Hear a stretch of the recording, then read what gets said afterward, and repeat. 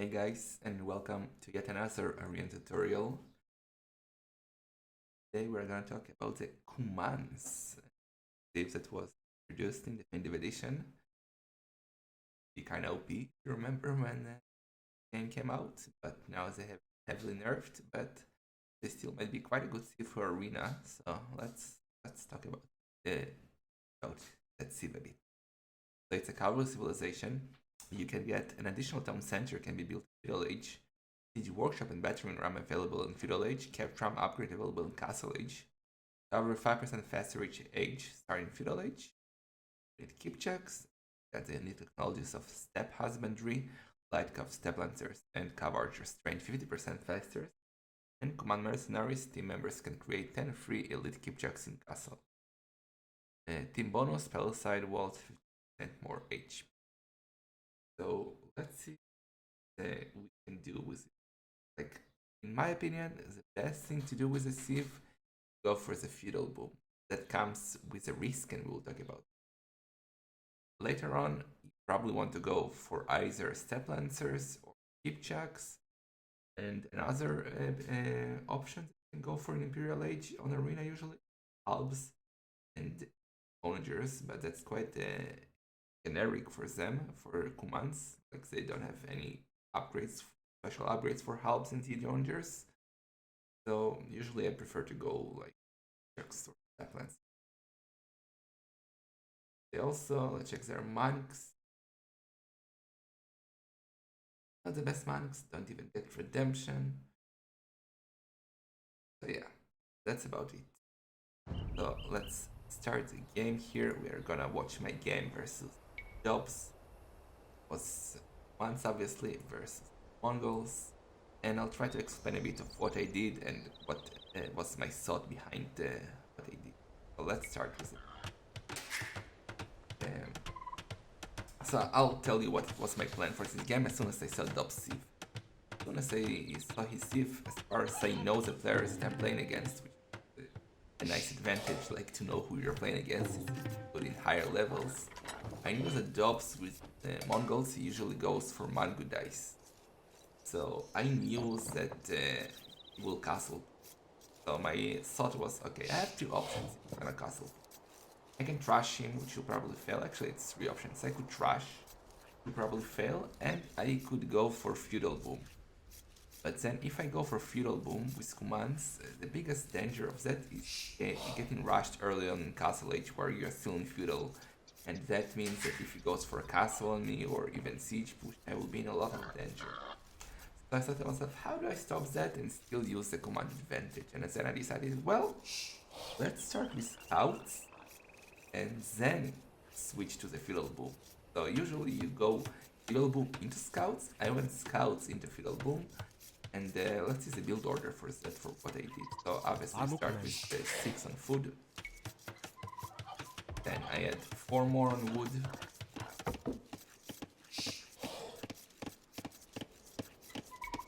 And this here. 4 more on wood. Now sometimes you see stuff can go not according to plan. I forgot to change the gather point. Then I noticed in time, so I hit the house. Now I'm going for the board, so 6 food, 4 on wood, then on berries, 4 on berries, another one on board. You can see that I had a bit of an idle time, so it wasn't a perfect build order, but you can get the idea of what's happening. Another one on board, and the rest on food.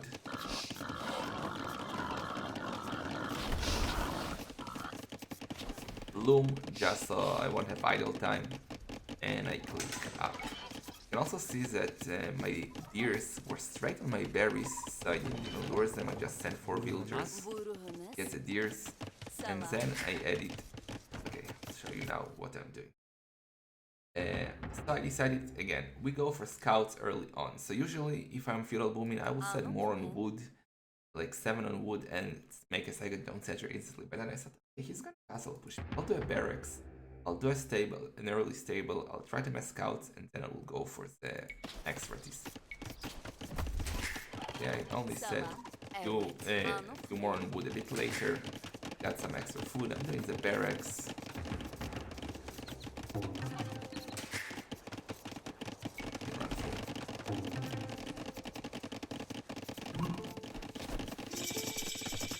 But he went up quite fast. Maybe he saw that I will trash him. I don't know. That was a really fast up there. But he's Mongol, so maybe that's just his build order. You can see I'm doing the stable now. I want to mess as many scouts as possible, and my dream was to catch his villagers that I knew he will send to make the forward castle before he can get the castle out, before he can quick wall them, and to win the game as early as possible. You can see I'm making more farms, adding more villagers on wood because I want to get the second town center as soon as possible, and I'm messing scouts. And surprise, surprise, Jobs was on stone, I knew that would happen, and he's gone for the forward castle. Now my biggest mistake this game was they didn't calculate the times correctly. I wasn't sure when he will go for a forward castle, and I should have been scouting it already. You can see I'm adding the second town center. My scouts should have been out. And as soon as I saw that he reached castle age, and the scouts out, but it was already too late because his castle was already getting up. Honestly, too late, and well, I thought to myself, okay, I lost the game, my scouts were doomed. But I decided, well, I probably have still a huge economy difference. Let's see the economy difference. At the moment, I'm 7 villagers more. I thought, well, let's try to keep this game going. Another great decision, that I made this game was to place my second town center on the stone. This means that I will be able to get stone to get defensive towers up, and that's what actually helped me. Okay, let's see. But as soon as I realized this castle is going up, I had to save my scouts. Yeah. And now I decided, okay, so my scouts will be useless. I don't need to make more scouts because, well, they will die from hungry guys. So my new plan was to make defensive towers, and that's why I'm doing the barracks. There's a blacksmith, sorry, to get early fletching and be able to defend better versus the push that I knew was coming. He already has fletching, as he one good dice. So my plan was to keep booming, keep making farms, keep making defensive towers, and to buy as much time as possible. Another thing that is super important, you don't want to get raided. You can see I'm making a house wall on this side, I'm making towers on this side, and I'm gonna wall him from getting into my economy. If he gets Mangudais inside, I just cannot stop them. Yeah, right?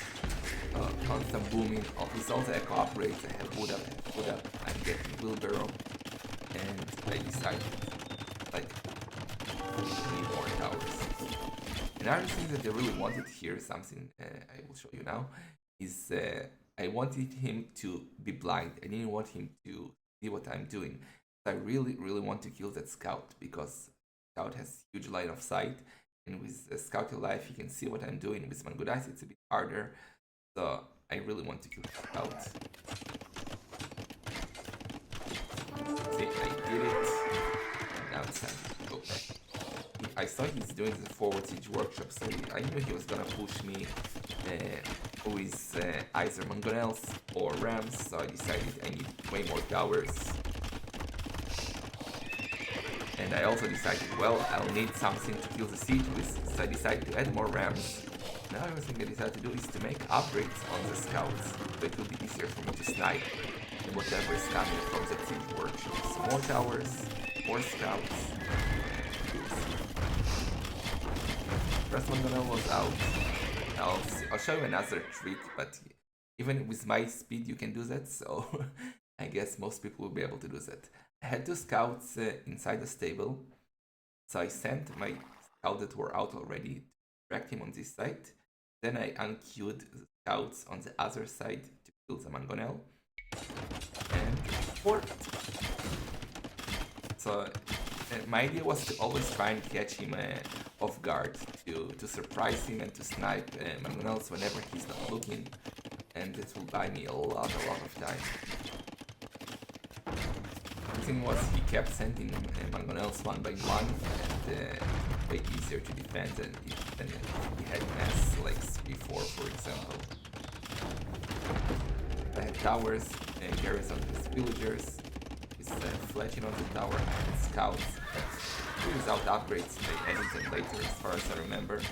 But my whole point of those scouts was to sacrifice them to get the rams. As long as I can keep sniping the rams and killing Mangudais with towers, I would have been fine. Keep massing them. And keep booming. Need more farms again, we're adding way more farms.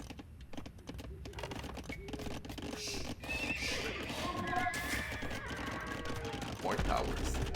Because then if he gets in, if he gets the Mangudais here, I'm dead.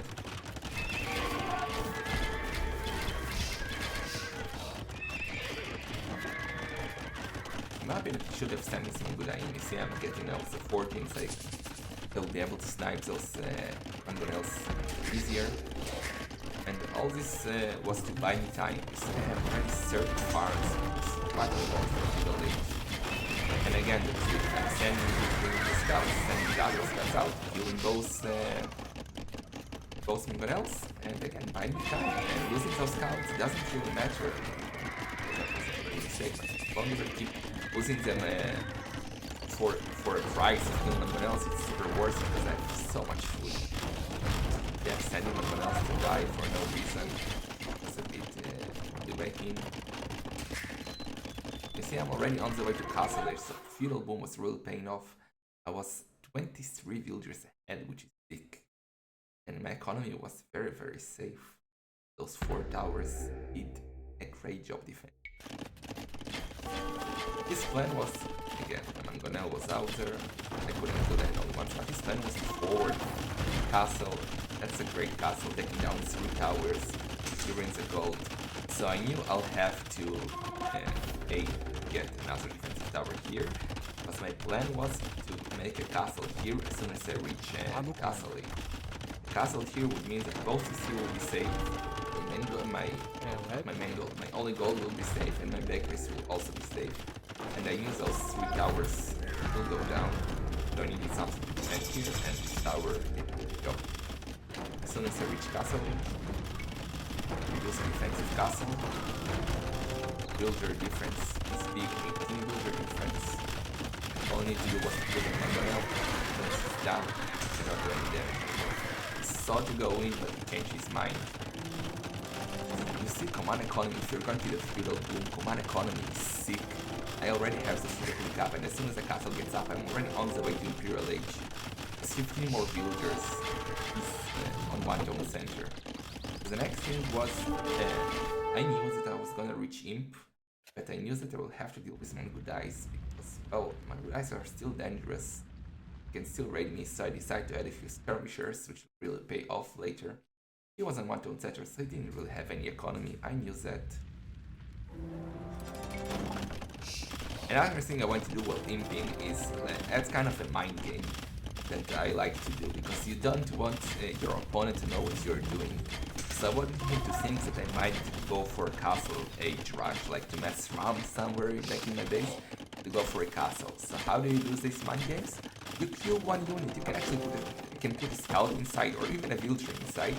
But I just decided to put one Kipchak inside. That means that he thinks that something is happening. He thinks that I might be messing army, he thinks that I might be messing petards. But that's only mind games. I'm not really doing anything. I just did one Kipchak for him to question himself and my intention. Meanwhile, I'm doing the skirmisher in the back of my base, and I'm on the way to Imperial Age.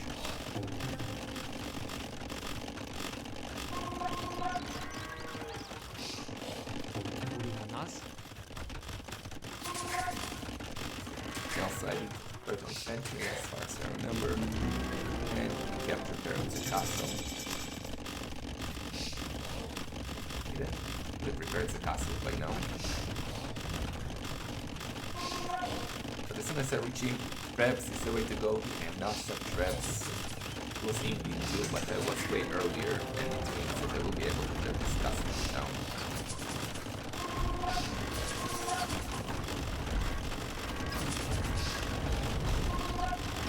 Economy difference is just huge. I'm 31 builders ahead, and here he decided to try and snipe my traps. sent all the good dice in, but those good dice are only spot king. I actually sent my trap back and made him chase it, and that meant that he lost all of his good dice trying to take his trap down. And well, basically lost the game now because well, he has only one trap left. Actually, he has two traps, but his castle was going down. He had no military, he had no economy anymore, and the game was basically over.